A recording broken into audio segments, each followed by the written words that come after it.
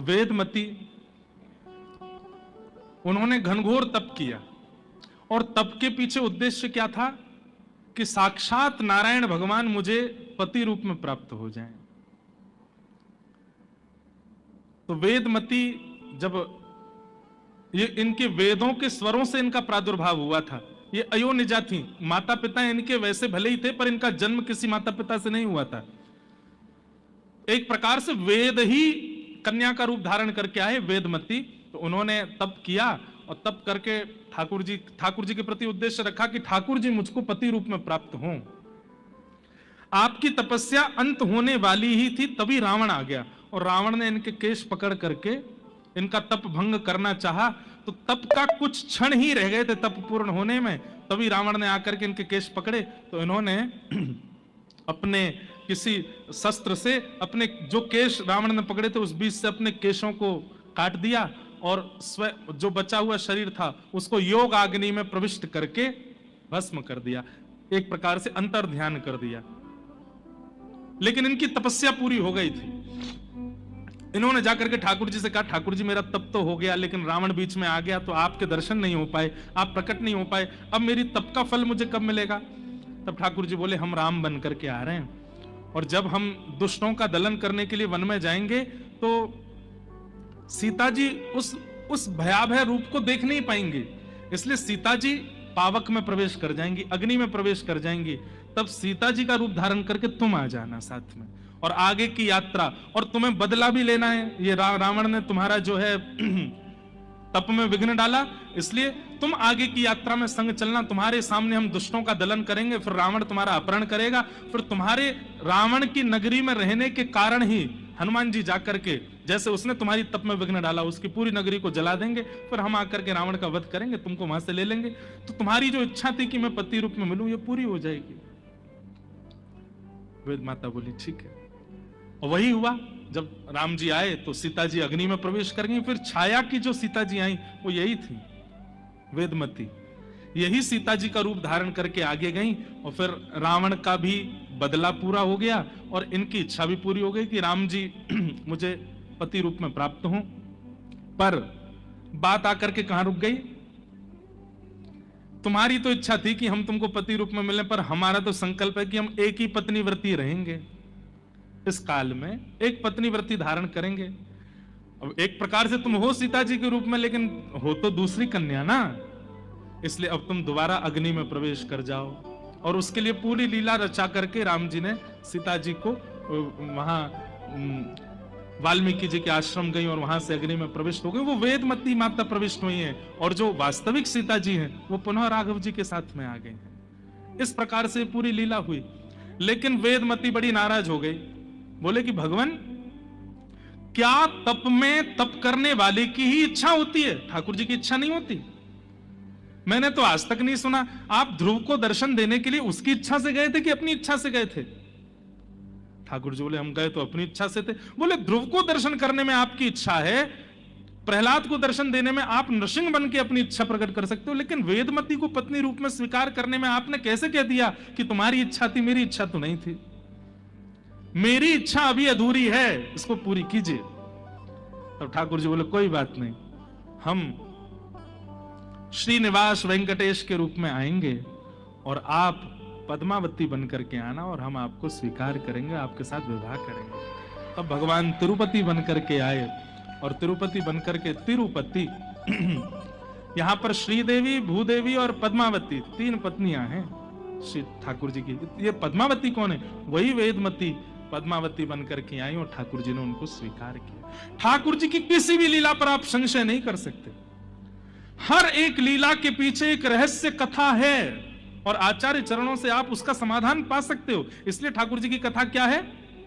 रसमालयम, उसमें त्याज्य वस्तु कुछ भी नहीं है। आप अगर ये कह दो कृष्ण की ये लीला, रास लीला को हम स्वीकार नहीं करते, तो आप गलत हो। आप रासलीला की सार गर्भता को जब देखने के लिए जाएंगे तो ऐसा सार छिपा है, बस वो प्रकट रूप में दिख नहीं रहा है आपको। इसलिए ठाकुर जी की कथा क्या है? रसमालय, जूस है, आमरस है, उसमें छिलका गुठली है ही नहीं, पूरा गटक जाओ, कुछ भी छोड़ने लायक नहीं है उसमें। ठाकुर जी की कथा रसमालय। और किसके कथा किसके मुख से सुननी चाहिए? बोले सुख मुखाद। वक्ता कैसा होना चाहिए? सुख के जैसा। सुख का स्वरूप होता है कि फल का रस खुद भी लेता है और फल को मीठा करके दूसरों को भी दे देता है। तोते का रूप यही होता है। तो श्रीमद् भागवत रूपी फल सन्मुख है, इनका रस स्वयं भी लेवे, स्वयं भी आनंदित होवे और सामने जितने श्रोता बैठे इनको भी ये फल प्रदान करे, सुख बन करके कथा सुने। और आ जाएगी। गोस्वामी तुलसीदास जी में ईर्ष्या क्यों नहीं है? मीराबाई में ईर्ष्या क्यों नहीं है? सूरदास जी में ईर्ष्या क्यों नहीं है?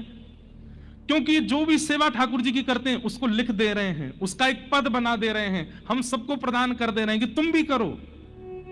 इसलिए उनके चित्त में ईर्ष्या नहीं है। वो चाहते हैं कि हमें ही ना मिले। अरे हमारे श्रीमन रामानुजाचार्य जी महाराज, जिनकी कृपा से दक्षिण भारत में भक्ति आज भी जीवित है, कहते हैं कि आचार्य चरण ने जैसे ही अष्टाक्षर मंत्र उनको दिया, अष्टाक्षर मंत्र सुनते ही, उसका जप करते ही ठाकुर जी सामने प्रकट हो गए, तो भगवान को प्रणाम नहीं किया।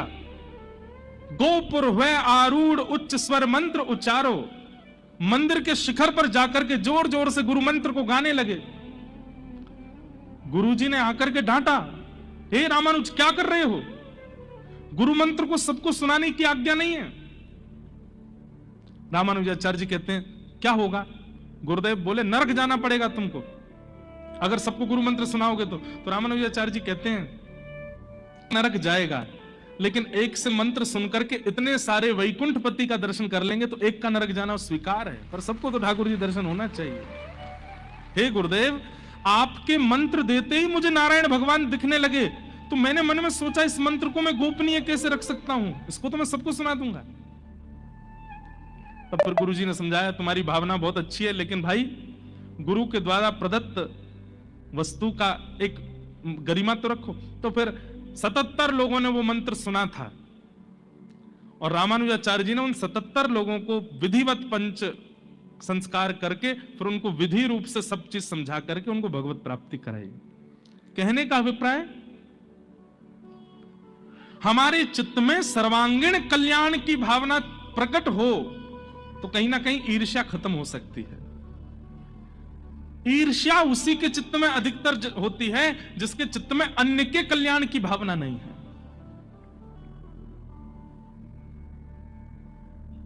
ईर्ष्या का नष्ट होना बहुत जरूरी है। निर्मत्सराणाम सताम वैद्यम वास्तवमत्र वस्तु शिवदम तापत्रयोन्मूलनम। वैद्यम वास्तवमत्र वस्तु शिवदम। श्रीमद् भागवत जी हमारा किससे संबंध कराती है? कथा सुनने के बाद में ठाकुर जी हमारे अपने कोई संबंधी हो जाएंगे, या तो ठाकुर जी के प्रति लाला की भावना, या तो उनके प्रति भाई की भावना, या तो उनके प्रति गुरु की भावना। अपने मन से नहीं बनाना है संबंध। एक बात याद रखिएगा, आपने मन में सोच लिया मेरे कोई भाई नहीं है, चलो ठाकुर जी कोई भाई मान लेते हैं, आप नहीं मान सकते। ठाकुर जी से जाकर के स्वयं पूछिए कि हे नाथ, आप मेरे कौन हैं मुझे बताइए। और हर दिन ठाकुर जी से यही पूछो, आप मेरे हैं कौन, आप मेरे क्या लगते हैं मुझे बताइए। एक दिन चाहे एक हफ्ता निकलेगा, एक महीना निकलेगा, कभी ना कभी ठाकुर जी या तो स्वप्न में या किसी भाव से या किसी कथा में किसी वक्ता के द्वारा, किसी महापुरुष के द्वारा, किसी वैष्णव के द्वारा संकेत रूप में शब्द का उत्तर दे देंगे। अब मान लीजिए आप रोज ठाकुर जी से पूछते हो, ठाकुर जी आप मेरे हो कौन, मुझे बताइए ना। मैं तो भाई मानता था, लेकिन आज महाराज जी की कथा में हमने सुना कि हम नहीं मान सकते। आप बताइए कि आप हमारे हो कौन। आज पूछो, कल पूछो, 10 दिन बाद पूछो। एक दिन किसी वैष्णव से आप मिले और वो वैष्णव आपसे बोला, अरे भैया कृष्णम वंदे जगत गुरुम, कृष्ण इस जगत के गुरु हैं, कृष्ण से बढ़िया गुरु कौन हो सकता। बस वही संकेत है कि ठाकुर जी आपको उत्तर दे रहे हैं कि तुम मेरे शिष्य हो, मैं गुरु हूं। गुरु का मतलब मैं जो आज्ञा करूंगा वो तुमको पालन करना है। या मान लीजिए किसी ने आपका, अरे आप तो यशोदा मैया हो भैया, आप तो यशोदा मैया और लाल जी तुम्हारे लाला हैं। बस वही संकेत जानिए, अच्छा तो ये लाला है। जीवन में कष्ट नहीं आता, ये ऐसा नहीं है। नाम जापक हो, यज्ञ अनुष्ठान करने वाला हो, कथा सुनने सुनाने वाला हो, ठाकुर जी की निज सेवा करने वाला हो, उसके जीवन में कोई संकट नहीं होता, ऐसा नहीं है। उसके जीवन में भी कष्ट होता है, लेकिन उसे अनुभव नहीं होता, उसे अनुभूति नहीं होती, उसके ऊपर उस कष्ट का प्रभाव नहीं होता। महासंसारी व्यक्ति के जीवन में छोटे छोटे कष्टों का भी प्रगाढ़ प्रभाव होता है, पर भगवत प्राप्त व्यक्ति के जीवन में कष्टों का प्रभाव नहीं होता। भोजन ना मिलने पर संसारी व्यक्ति व्याकुल हो जाता है और गुस्सा अलग बढ़ेगा, क्रोध अलग आएगा, ईर्ष्या अलग आ जाएगी। भोजन नहीं मिलने पर सारी उसकी जितनी भी दूषितताएं सब बढ़ने लग जाएंगी। पर भगवत प्राप्त व्यक्ति को जब अन्न नहीं मिलता ना, वो मन में विचार करता है कि कोई बात नहीं, 10 दिन बाद एकादशी आने वाली है, पर ठाकुर जी ने आज 10 दिन पहले ही भेज दी एकादशी मेरे काज। हर स्थिति को अनुकूल मान लेता है, हर स्थिति में भगवत इच्छा को मान करके रहने लगता है। उसके जीवन में फिर कष्ट नहीं होता। अनुकूल व्यक्ति से ब्याह हो गया, भगवान की कृपा, और प्रतिकूल व्यक्ति से ब्याह हो गया तो भी वैष्णव व्यक्ति क्या सोचेगा? संसारी व्यक्ति तो ये सोचेगा पता नहीं मेरे कौन से कर्मों का फल मुझको मिला, मैंने ऐसा कौन सा अपराध कर दिया जो ऐसा जीवन साथी मेरे जीवन में आया। लेकिन वैष्णव व्यक्ति क्या विचार करेगा? अगर ये अनुकूल होते तो प्रेम इनमें बट गया होता, लेकिन ये प्रतिकूल हैं, ये अनुकूल नहीं है, प्रतिकूल है, तो इनके बट का भी जो प्रेम है वो भी ठाकुर जी लेना चाहते हैं, इसलिए प्रतिकूल को भेजा। कहने का अभिप्राय क्या है? भक्त किसको कहते हैं? तिलकधारी भक्त नहीं होता, कंठीधारी भक्त नहीं होता। ये बाह्य आवरण होना एक बात है, पर मूलतः वैष्णव का स्वभाव किसको, भक्त किसको कहते हैं? जो परिस्थितियां तो आती हैं, परिस्थितियों को सहन कर लेता है, उसका प्रभाव अपने जीवन पर पड़ने नहीं देता, उसमें भी पॉजिटिव रहता है। ये हुआ तो क्यों हुआ? जैसे हम उतर रहे हैं, मान लो यहां से उतरे, पांव फिसल गया, फ्रैक्चर हो गया पैर में। अब संसारी व्यक्ति क्या सोचेगा? खाटू श्याम जी के सामने अपराध करके आए थे तो पांव तो टूटेगा ही, है ना। संसारी व्यक्ति तो ये सोचेगा मैंने कोई अपराध किया होगा भाई ऊपर, इसलिए मेरा पांव टूट गया। पर हम विचार क्या करेंगे? मतलब भक्त होगा तो क्या विचार करेगा? बहुत दिन आते भाग रहा हूं, दौड़ रहा हूं, तो ठाकुर जी बोले तू वैसे तो आराम करेगा नहीं, चल अब तेरे पांव तोड़ दिया, अब आराम कर। ठाकुर जी आराम की आज्ञा कर रहे हैं। तू वैसे तो दान करेगा नहीं, चल अब ऐसे तेरा पैसा नहीं करवाऊंगा। मतलब वो हर स्थिति को भगवत संबंध मान करके, अनुकूलता मान करके जीता है। ये भक्त की असली पहचान। ठाकुर जी के आगे थाल रखा, भोग का थाल गिर गया तो लोग अरे अपशगुन हो गया, अपशगुन हो गया, कोई ठाकुर जी नाराज हैं, थाल फेंक रहे हैं।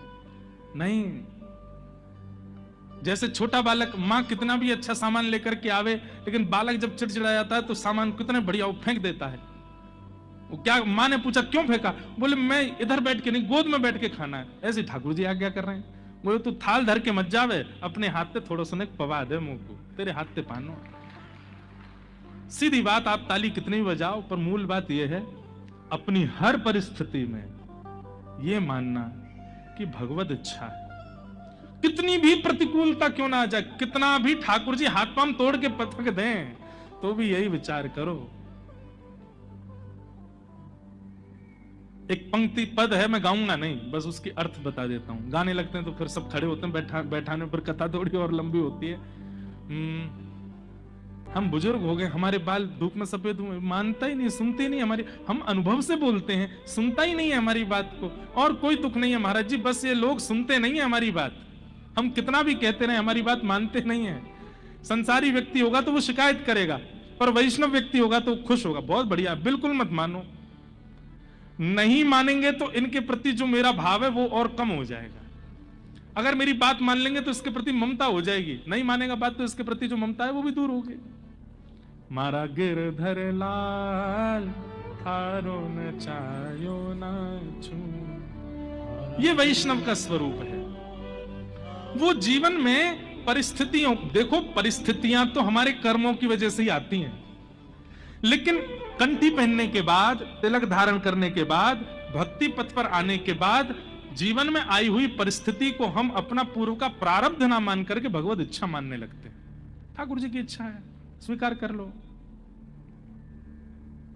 छोटा बालक होता है ना, माँ उसको उल्टा कर दे, सीधा कर दे, ऐसे पकड़ ले, वैसे पकड़ ले, नीचे छोड़ दे, सिर पे बैठा ले, कुछ नहीं कहता वो, क्योंकि जानता है बोले इसके हवाले हैं हम, ये चाहे जैसे धरे हमें।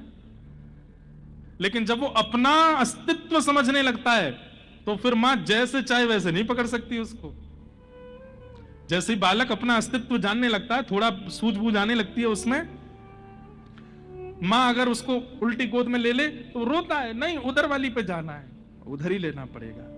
हम लोग पता है कैसे हो गए, हम अपने आप को कुछ मानने लगे हैं, जानने लगे हैं, इसलिए ठाकुर जी की रची हुई जीवन में हमको अनुकूलता नहीं लगती, कंफर्टेबल नहीं होते हम। ऐसे नहीं, ऐसे होता ठाकुर जी, ऐसे नहीं, ऐसे। ठाकुर जी के सामने तो ऐसे बन जाओ, 5-6 महीना को बालक, जैसे ठाकुर जी चाहें धर लो, हम कुछ नहीं कहेंगे, आपकी रजा में राजी हैं। ये वैष्णव का स्वरूप है। तिलक फोटा लगाने तो वैष्णव ना दिखें, ऐसी है। बहुत ध्यान से सुनिएगा। जैसे ही आपको पता चला कि भागवत की कथा होने वाली है हैदराबाद में, भाग्यनगर में कथा होने वाली, हम तो सुनने जाएंगे। घर के लोग बोले इतनी दूर, एयरपोर्ट के पास है जगह। अरे चाहे जितनी दूर हो हम तो जाएंगे, साधन नहीं है घर में, कैसे जाओगे? चाहे जैसे जाएंगे। ऑटो वाला 500 रुपए मांगेगा, देके जाएंगे। दादी दादा नाराज होंगे, बोले झूठ बोल के जाएंगे, ट्यूशन है हमारा। हमारी कथा में कई युवा आते हैं, वो बेचारे झूठ बोल बोल के आते हैं।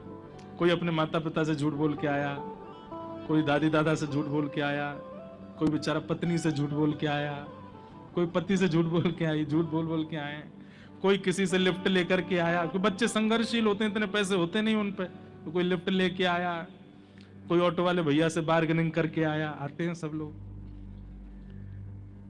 लेकिन जैसे ही आप कथा में आने का मन बनाते हैं ना, मन बनाना आपके अधिकार में होता है, पर मन बना के कथा में आना और उत्साह से कथा श्रवण करना, ये आपकी स्थिति नहीं है, ये ठाकुर जी चित्त में बैठा करके सुनवा रहे हैं। वैद्यम वास्तवमत्र वस्तु शिवदम तापत्रयोन्मूलनम श्रीमद् भागवते महामुनिकृते किंबा परिरीश्वर सद्यो हृदयवरुध्यते त्रिकृतिभिः शुश्रूषुभिस्तच्छणात्।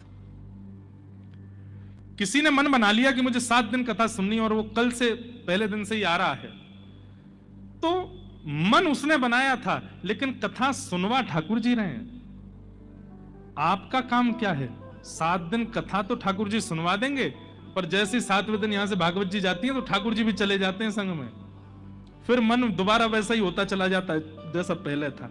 आपको केवल यह करना है, हृदय में ठाकुर जी आ तो गए, अब वो हृदय में ही रह जाएं, उसका प्रयास इन 7 दिनों में वक्ता करवाता है। ये उन्हीं की स्थिति बताई जा रही है। ठाकुर जी इस वक्त यहां बैठे हर व्यक्ति के चित्त में हैं। जो सोफा पे बैठे हैं उनके चित्त में भी है, जो सो गए उनके चित्त में भी है, जो नीचे बैठे हैं उनके चित्त में भी है, जो पीछे बैठे हैं उनके चित्त में भी है, जो बैठे बैठे पानी पी रहे हैं उनके चित्त में भी है, जो फोन चला रहे हैं उनके चित्त में भी है। इस वक्त सबके चित्त में ठाकुर जी हैं, पर चित्त में आना बड़ी बात नहीं है, चित्त में आकर के ठहर जाना ये बड़ी बात है।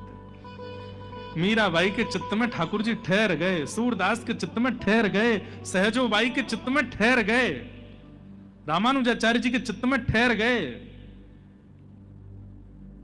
पद्मावती के चित्त में ठहर गए। हमारे चित्त में ठहरते नहीं है ठाकुर जी, चले जाते हैं, आते हैं पर ठहर जाएं। दुनिया में अनेक घरों में जाते हैं हम, पर हर कथा में एक नए घर में ही रुकते हैं, पर बहुत कम ऐसे घर होते हैं जहां मन हो जाता है कि भाई यहां कथा 7 दिन की नहीं 15-20 दिन की होती, यहां रुकते। और ऐसे घर में जब रुकने का मन हो जाता है आचार्यों का, वैष्णवों का, तो समझो वो घर नहीं है, वो साक्षात वृंदावन नहीं है, वहां रुकने का मन हो रहा है। ऐसे कई परिवार होते हैं, ऐसे कई स्थान हैं, और मन होता है कि यहां तो कथा लंबी हो। जैसे एक नासिक में दत्त धाम है,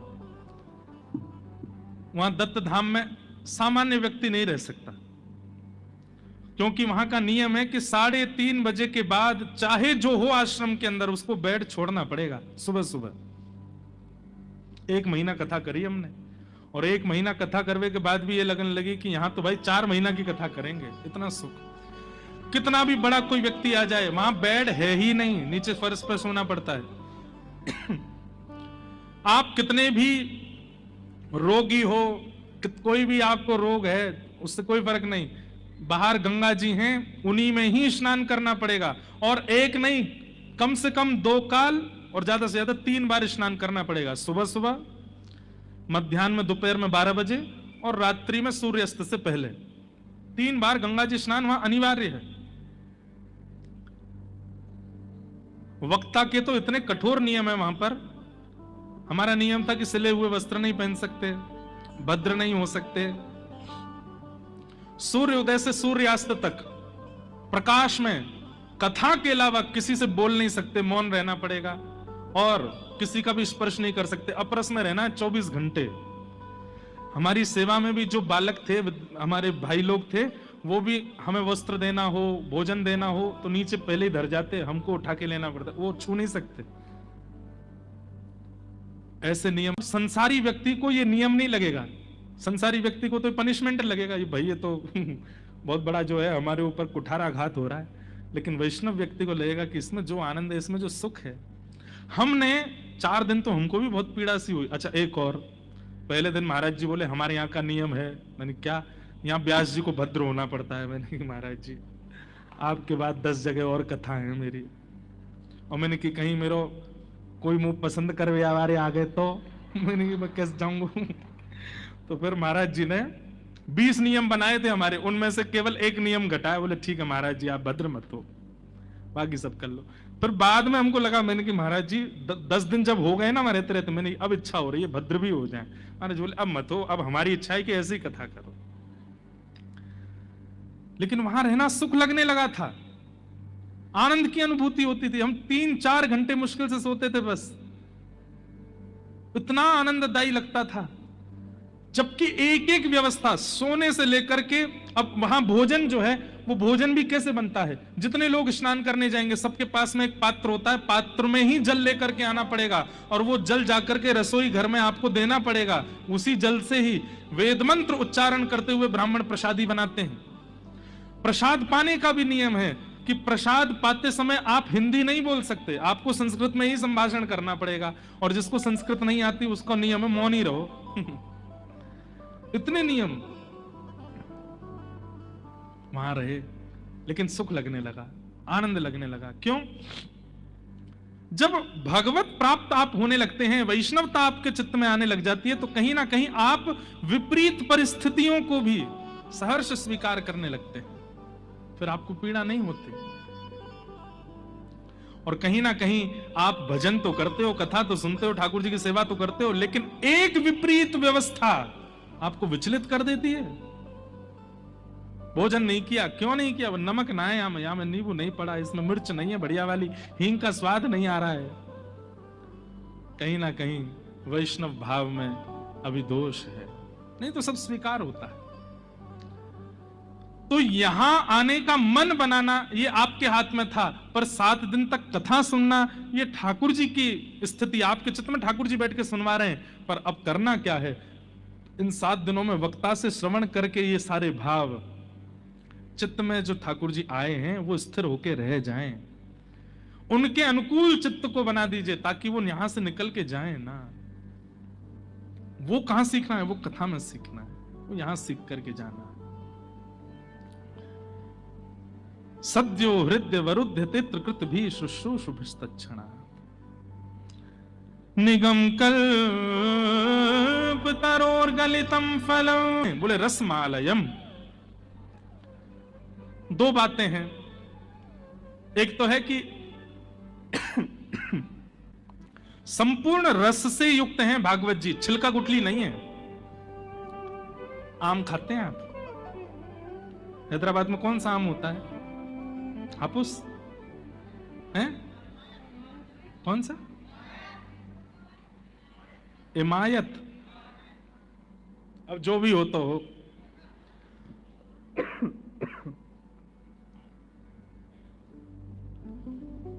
आम में अति प्रिय व्यक्ति जो आम का होता है ना, उसको कभी आम खाते हुए देखो।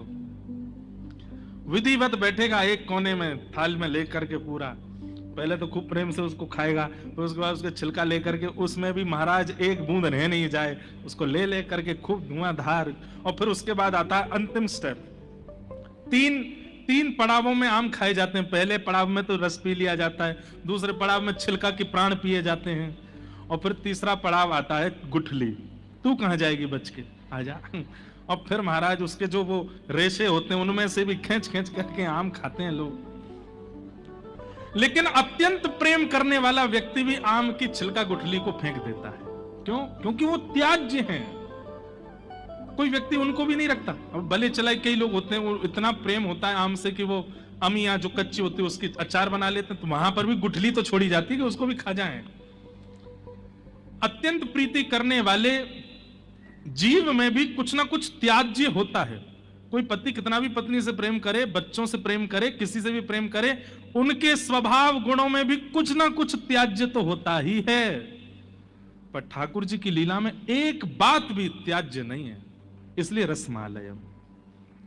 यहां पर आप एक बात के लिए भी ये नहीं कह सकते कि ठाकुर जी ने ऐसा क्यों किया। लोग बात कहते हैं राम जी ने सीता जी का परित्याग किया, हम इस कथा को सुन नहीं सकते। मूल बात सुन लीजिए। आपके, एक तो हम आपके क्यों बोलते हैं, हमारे दक्षिण भारत में एक वेदमती माता हुई, वेदमती, और आपने बहुत ध्यान से सुनेगा इस कथा के बाद, फिर हम कथा को विश्राम देंगे, फिर आचार्य चरणों के कुछ भाव सुनेंगे। सब लोग सावधानी से सुनो, बैठो, और आरती से पहले जो जाएगा उसको बगल वाले की सौगंध है। सुनिए। और इस कथा को सुनने में सबसे बड़ा नियम क्या है? पिबत भागवतम रसमालयम। कथा सुननी नहीं है तो पीनी है। क्या करनी है? पिबत भागवतम रसमालयम। कथा का तो रस का स्वरूप है, वो पिया जाता है, सुना थोड़ी जाता है। लाओ भाई आम रस लाओ, आहा कितनी बढ़िया मीठी आवाज आ रही है इसमें से। आम रस को सुना जाता है, आम रस तो पिया जाता है। कथा भी सुनी नहीं जाती है। कथा को क्या करते हैं? बोले कर्ण रंध्र से पियो। पीने का मतलब है धारण करो, सुन के चले मत जाइए यहां से। हम आपसे एक बात कह दें, आप 3 घंटा 2.5 घंटा कथा सुनते हैं, 2.5-3 घंटे में जो भी आपने सुना है उसमें से एक बात ही सही। यहां से पैर बाहर बाद में रखिएगा, पहले एक बात को जीवन में उतार लीजिए। बोले ये मुझे अब करना है, आज की कथा से हमने ये सीखा। उसी समय कथा का अनुभव होने लग जाएगा। पिबत भागवतम रसमालयम। कथा को पियो। और कब तक पिए? कितना पिए? बोलो मोहर हो रसिका भुवि भावुका। पीते रहो, कभी छको मत। हैदराबाद में चाहे साल में 10 कथा हो जाए, 10 की 10 सुनो। अब आप कहोगे महाराज जी धंधा आप कर लेना आके हमारा। हम कह रहे हैं भैया आप तन से उपस्थित होके नहीं सुन सकते, आधुनिकता से तो सुन ही सकते हैं, कैसे भी सुन तो सकते ही हो, वैसे सुनने का प्रयास करो। पर सुनो, सुनते रहो। मोहर हो रसिका भुवि भावुका। इस प्रकार भागवत जी के 3 मंगलाचरण यहां सुनाए गए, और इसके बाद यहां से अब कथा प्रारंभ होती है। हम थोड़ी भूमिका और सुनाते हैं। 88,000 सौनकादिर्षि नैमिषारण्य क्षेत्र में बैठे हैं, मानव कल्याण के लिए यज्ञ कर रहे थे, लेकिन यज्ञ से कोई फल प्राप्त होता दिख नहीं रहा था। तभी वहां सूत जी का आगमन हुआ। सूत जी से आपने 6 प्रश्न किए, और इन 6 प्रश्नों में ही 7 दिन की कथा होती है। किम श्रेय शास्त्र सारः क स्व अवतार प्रयोजनम, किम कर्म के अवतारश्च धर्मः कम शरणम ब्रज। ये 6 प्रश्न किए। इन्हीं 6 प्रश्नों का उत्तर अब सूत जी महाराज यहां से देना प्रारंभ करते हैं। अपने पहले गुरु को प्रणाम किया। यम प्रव्रजन्तमनुपेतुमपेत कृत्यम, द्वैपायनो विरह कातर्या जुहाव, पुत्रेति तन्मयतया तर्वो भिनेदु, तम सर्वभूत हृदयं मुनिमानतोष्मि। बोलो सुखदेव जी महाराज की। भागवत के प्रमुख वक्ता श्री सुखदेव जी का सूत जी ने स्मरण किया, और यहां से अब सूत जी महाराज कहना प्रारंभ करते हैं। सूत जी क्या कह रहे हैं? एक बात सुन लें कि धर्मस्वनिष्ठितः पुंसां विश्वक्सेन कथासु नोत्पादये दधिरतिं श्रम एव हि केवलम्। हमारे द्वारा किया गया व्रत, नियम, अनुष्ठान, जप, तप, जो कुछ भी हम भगवत प्रसन्नता के लिए करते हैं, उससे ठाकुर जी प्रसन्न हैं, इसका क्या प्रमाण है?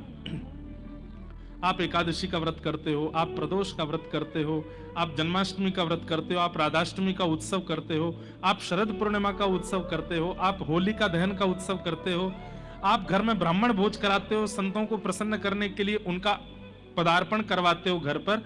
इन सब क्रियाओं से ठाकुर जी प्रसन्न हैं, इसका प्रमाण क्या है? हम तो बस किए जा रहे हैं, हम तो लेटर पर लेटर भेजे जा रहे हैं, पर सामने वाला पढ़ रहा है कि नहीं? हम तो मैसेज कर रहे हैं पर सामने वाला पढ़ रहा है, तो तभी पता चलती जब 2 टिक आ जाते हैं, ब्लू टिक आ जाए किस पे, व्हाट्सएप पे, या कहीं और मैसेज किए तो नीचे आ जाता है सीन देख लिया, फिर भी रिप्लाई नहीं कर रहा है, दुष्ट। उसको फोन करते हैं, अभी भी तुम्हारा कोई आया नहीं, तुमने पढ़ तो लिया था, फिर भी तुमने कुछ बताया नहीं। लेकिन वास्तविकता यह है कि हम ठाकुर जी को मैसेज पे मैसेज किए जा रहे हैं, लेकिन एक ही टिक आता है, बस दूसरा टिक आता है, और हमको लगता है कि सब मैसेज पढ़ लिया ठाकुर जी ने। भाई डबल टिक आ जाए और दोनों ब्लू हो जाएं, इसका प्रमाण कब मानना चाहिए? तब यहां कहते हैं नोत्पादयेद अधिरतिम श्रम एव हि के, यहां कहते हैं नोत्पादयेद अधिरतिम श्रम एव हि केवलम धर्मस्वनिष्ठितः पुंसां विश्वक्सेन कथासु। बोले आपके द्वारा प्रदत्त किए गए समस्त भावांजलियों को ठाकुर जी ने स्वीकार किया, इसका प्रमाण मिलेगा किसी सत्संग में जाकर के बैठना। अगर सत्संग में बैठे बैठे समय का पता ना लगे और खूब आनंद आने लग जाए तो समझ जाना अभी तक जितने भी प्रस्तुत हमने ठाकुर जी को किए सब स्वीकार हो गए। और तीर्थ यात्राएं करवा लो, फूल के बंगला बनवा लो, ठाकुर जी के 56 भोग लगवा लो, ठाकुर जी की आरती करवा लो, कथा सुनने की मत कहो हमसे, वो नहीं सुना जाता हमसे। बाकी भैया हमसे चाहे तुम गिरिराज जी की परिक्रमा लगवाया हो, वृंदावन की परिक्रमा लगवा दो, तिरुमला ले चलो, तिरुपति दर्शन करवा देंगे, 56 भोग लगवा देंगे, फूल बंगला बनवा देंगे, मतलब ठाकुर जी की वैसी सेवा हमसे चाहे जितनी करा लो, पर कथा, मुझे तो कथा में बैठती नींद आती, मैं नहीं बैठ सकता कथा में। तो इसका मतलब क्या है? आप जितना भी कुछ करते हो वो केवल श्रम है, ठाकुर जी उससे प्रसन्न नहीं है। और ये बात हम नहीं कह रहे हैं, स्वयं सूत जी कह रहे हैं, नोत्पादये दधिरतिम श्रम एव हि केवलम। केवल कथा नहीं, कहीं भी कोई महापुरुष सदविचार प्रकट कर रहे हैं, सद्भावना सुना रहे हैं, एक सदमार्ग दिखाने का प्रयास कर रहे हैं, और आप वहां बैठे बैठे आलस दिखा रहे हो, वहां बैठे बैठे आंख मीट रहे हो, देख रहे हो कब चले अब यहां से। ये जो आलस्य है आपका, ये इस बात का प्रमाण करता है कि आपके द्वारा अब तक जो कुछ भी किया गया वो केवल आपने किया है, ठाकुर जी ने रिसीव नहीं किया उसको। ठाकुर जी स्वीकार कर रहे हैं, उनकी स्वीकार्यता का सबसे बड़ा प्रमाण क्या है? कथा में रुचि होना, सत्संग में रुचि होना, भगवत वाणियों में, वैष्णव वाणियों में रुचि होना, इस बात का प्रमाण है। हनुमान जी महाराज बैठे थे कथा में, इतनी भाव से कथा चल रही थी कि हनुमान जी रो रहे थे, हे मेरे राघव, हे मेरे राम, हे मेरे रघुवीर, हे मेरे प्रभु, ऐसे कह करके रो रहे थे। ठाकुर जी से देखा नहीं गया, ठाकुर जी पहुंच गए। हनुमान ऐसे क्यों रो रहे हो? मैं आ तो गया।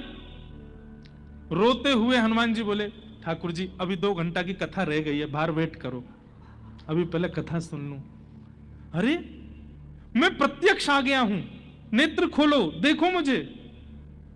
नहीं भगवान, बोले कथा में ऐसा क्या है जो मुझ में, मेरे प्रत्यक्ष दर्शन में नहीं है? तो हनुमान जी कहते हैं, आंख खोल के देखूंगा तो केवल 2 नेत्रों को दिखते हैं, पर नेत्र बंद करके जब कथा सुनता हूं तो रोम रोम को आप दिखाई देते हो, मन को, बुद्धि को, चित्त को, विचारों को, प्रत्येक इंद्रियों को आपका अनुभव होता है नाथ। इसलिए 2 घंटा कथा रह गई है, बाहर बैठो आप, पहले कथा सुनूंगा।